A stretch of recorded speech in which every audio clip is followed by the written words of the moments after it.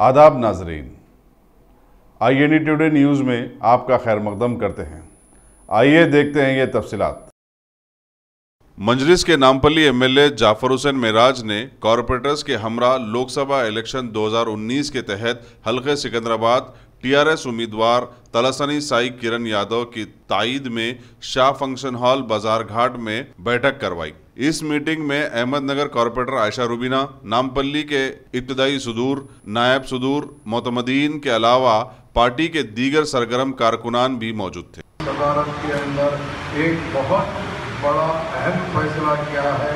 वो फैसला ये है कि हैदराबाद पार्लियामेंट छोड़ के तमाम 16 पार्लियामेंट कॉन्स्टिट्यूंसी के अंदर जहाँ पे भी मजलिस इत्तेहादुल मुस्लिमीन के जिम्मेदारा है, वहाँ पे मजलिस इत्तेहादुल मुस्लिमीन TRS के उम्मीदवार की तायीद करेगी।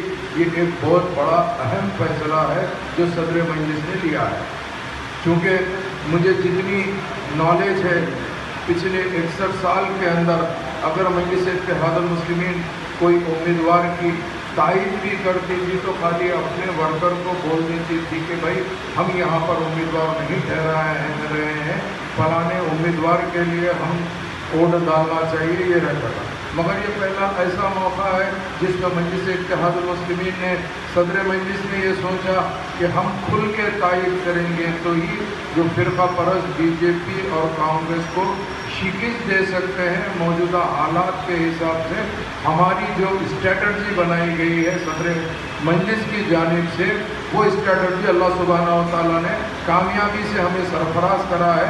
जिसमें आपने 2018 का असम्बली इलेक्शन देखा, 2014 के अंदर BJP के 5 MLA थे, मगर सदर मजलिस की हिकमत अमली की तरफ से BJP का सिर्फ और सिर्फ 1 MLA रह गया। ऐसे लोग जिसको कोई ये सोचता था कि ये उम्मीदवार को कभी हरा नहीं सकते।